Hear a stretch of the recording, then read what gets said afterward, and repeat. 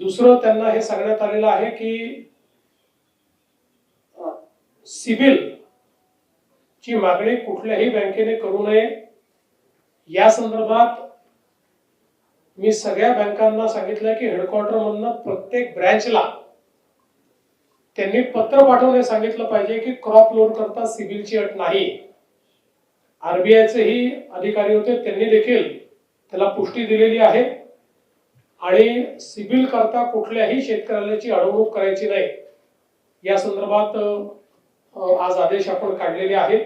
जो काही या वर्षीचा खरीप हंगाम आहे याच्यामध्ये एक मोठं संकट जे आहे ते अल निनोचं संकट आहे।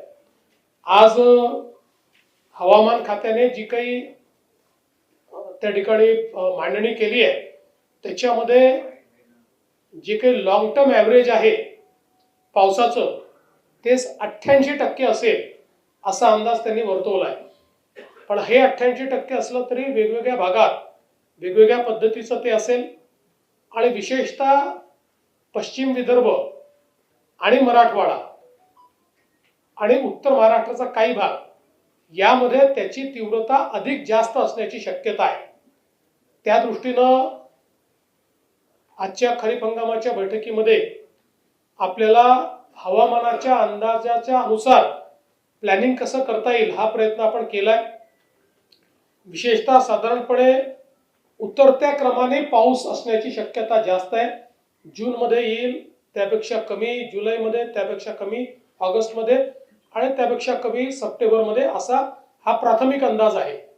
त्यामुळे पावसाच्या 2 दिवसांमध्येही एक मोठं अंतर येण्याची शक्यता आहे ज्याचा स्ट्रेस हा पिकांवर त्या ठिकाणी पडतो आणि म्हणूनच जलयुक्त शिवारची कामं ही वेगानं करण्याचे आदेश आम्ही दिलेले आहेत की ज्यातनं पडलेला पाऊस जर आपण थांबवू शकलो तर किमान प्रोटेक्टिव्ह इरिगेशनमुळे हे जे काही पावसाचे 2 दिवस मधल्या जो स्ट्रेस होतो म्हणजे एकदा पाऊस पडला 25 दिवस आला नाही, 24 दिवस आला नाही तर जो काही एक ताण तयार होतो, जो स्ट्रेस तयार होतो त्यामध्ये प्रोटेक्टिव्ह इरिगेशन करता आलं पाहिजे।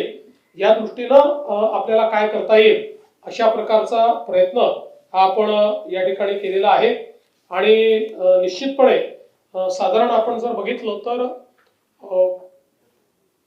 गेल्या काही वर्षातले जे अल निनोचे वर्ष आहेत त्यातलं विशेषतः 2015चं जे वर्ष आहे ते आपल्याकरता अधिक कठीण होतं कारण 2015च्या वर्षी मराठवाड्याचा जर आपण विचार केला तर तिथलं डेफिसिट हे जवळपास 39% होतं। 39 म्हणजे जवळपास 61%च फक्त त्या ठिकाणी पाऊस पडला होता आणि म्हणून अशा पद्धतीची परिस्थिती आली तर आपल्याला काय करावं लागेल याचंही प्लॅनिंग आता प्रत्येक जिल्ह्याला आपण अल निनोच्या संदर्भातलं प्लॅनिंग हे करायला दिलेलं आहे। त्या संदर्भात थोडे रेझिलियंट अशा प्रकारचं वाण आणि बियाणं आपण कसं उपलब्ध करून देऊ शकू याही संदर्भात आपली जी काही त्या ठिकाणी तो प्रयत्न आहे। साधारणपणे या सगळ्या ॲडवायझरीज नीट मिळतील हा देखील प्रयत्न आपण करतो आणि यातनं प्रशासन असेल आणि कृषी विद्यापीठ असतील आणि क्षेत्रीय यंत्रणा असतील यांना या परिस्थितीचा सामना करण्याकरता आपण तयार ठेवलेला आहे। त्यामुळे आमची ही पण विनंती असेल की पाण्याचा महत्तम किंवा ऑप्टिमम उपयोग आपल्याला कसा करता येईल अशा प्रकारचा आपल्याला प्रयत्न करावा लागेल। पाणी कमी आहे असं समजून आपलं पिकांचं सायकल हे आपल्याला कसं नीट करता येईल त्या पद्धतीचा प्रयत्न आपल्याला केला पाहिजे।